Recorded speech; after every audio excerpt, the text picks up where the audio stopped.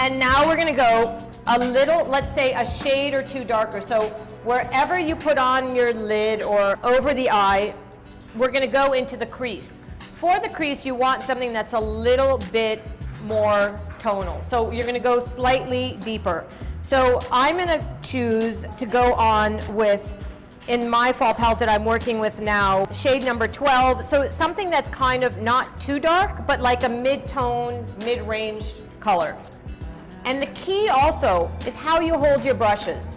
Don't hold the brush too tight. I have a lot of movement in my brush. I'm holding it really lightly and letting it so that it can glide over the eyes. If you want a more controlled thing, this crease brush fits right into the crease and will give you a really nice controlled application. So just right into the crease area. And I kind of work on it, like sometimes you can even start on the outer corner of where you want it to place and work your way in. You don't want to go too far into the eye, into where we were just concealing to lighten and brighten up the eye. So I like keeping some of the more depth on the outer, like the outer third of the eye. So just a little bit of color into the crease. And what this does is, this is what gives you the depth. You've just given the definition at the lash line. And now by putting some color into the crease, you're giving yourself a little bit of depth. For those of you that might have a darker eye, you might want to stay away from too much emphasis in the crease and more emphasis at the lash line. So, you know, it's depending on your eye of what it is you want to do. Now, the next thing we're going to do is we're going to go back in, and where we used our eyeliner, this is kind of even the idea of a modified smoky type of eye too.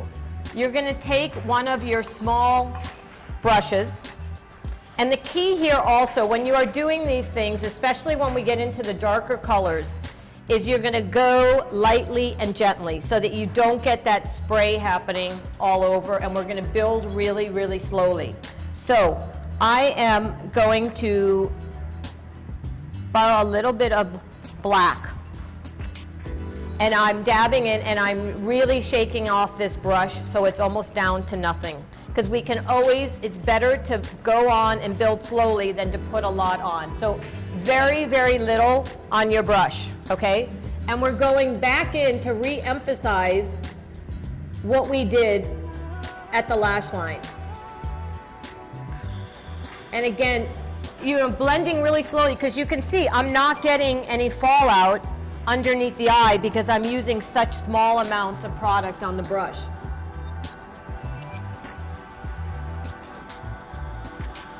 And the other great tip to do is to, I like even, you can wing out just a hair at the end of the eye, which will help give you a little lift. What are we going to do next? We're going to go back to our powder. So you're going to take one of the brushes. If you used any of these brushes for eyeshadows, no problem. Just take a Kleenex and wipe it down really well, so that, because this idea, you want it pretty clean. So wipe down any brush you have, go to any of your powders, take a little bit of powder onto your brush, and you're going over the entire eyelid with your powder.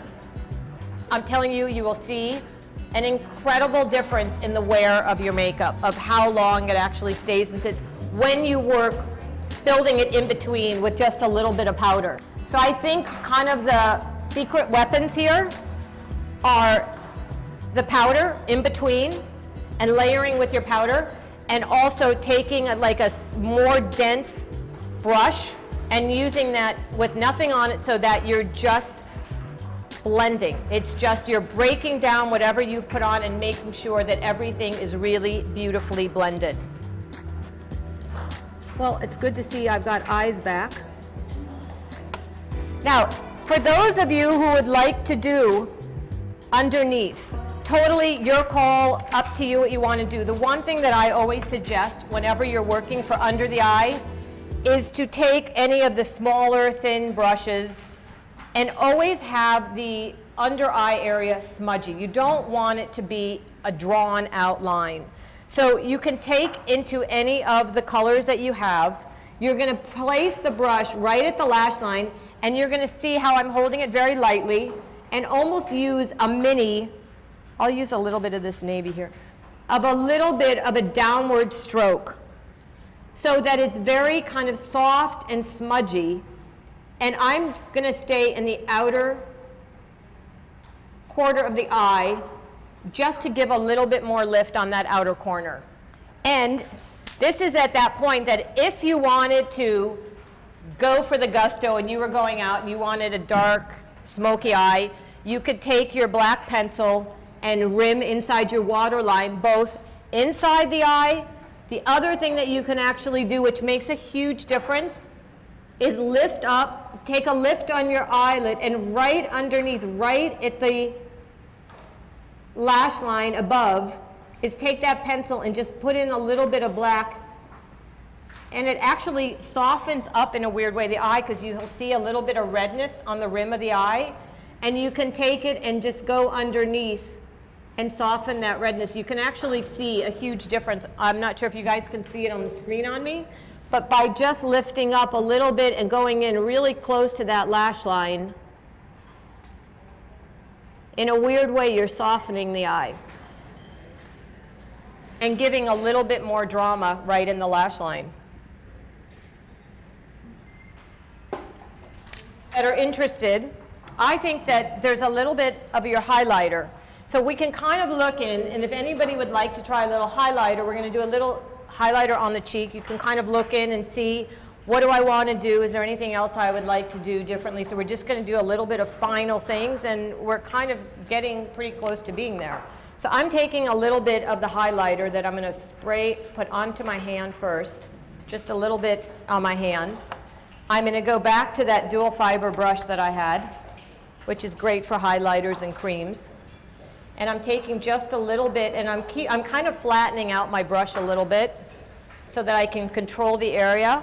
And I'm literally going to go right on top of that cream blush, right on the cheekbone itself, and work my way back towards the hairline, right over the cream blush. And the whole key with highlighter is you're highlighting an area, so you want to make sure you're going right onto the cheekbone itself.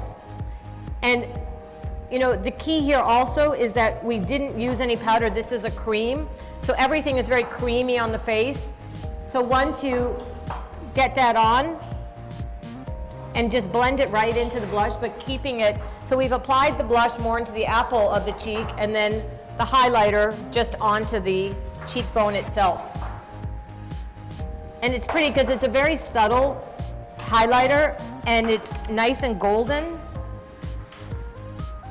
So it works great with skin tone. It's got, you know, that kind of fleshy tone in it.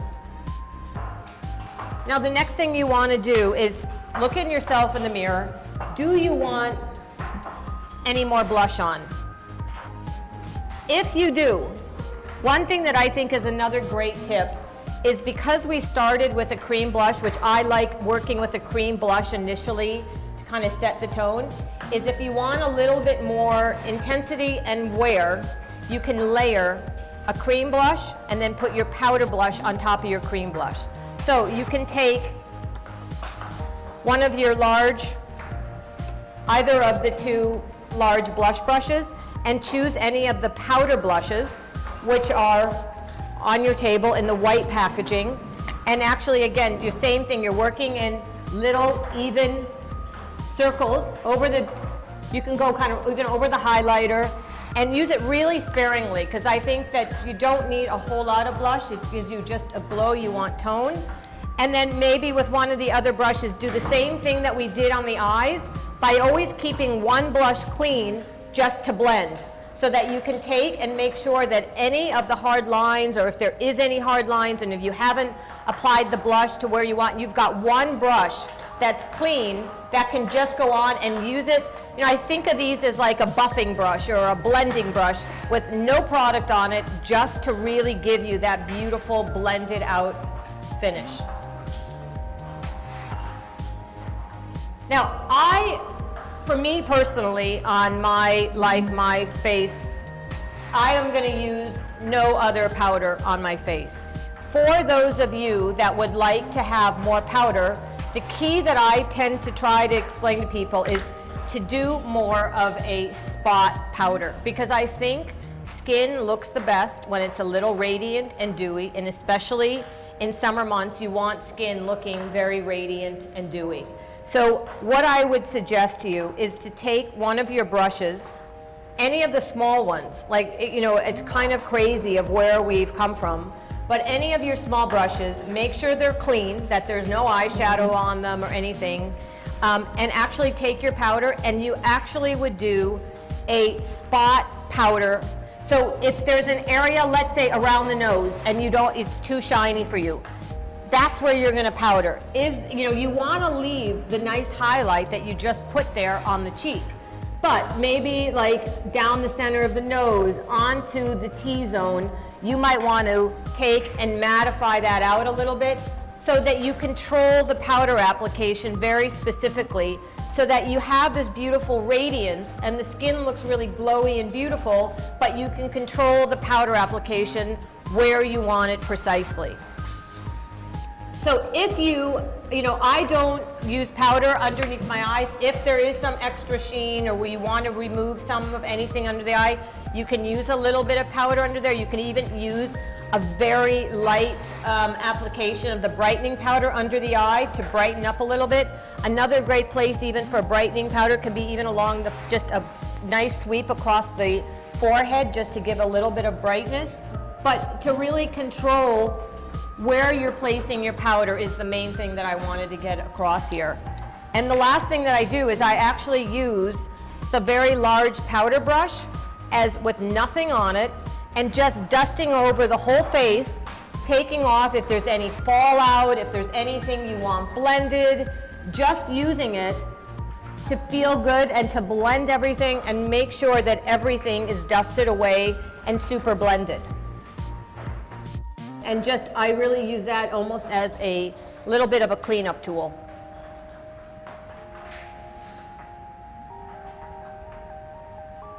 Everybody there? Wow. Pretty good, guys. We went through that.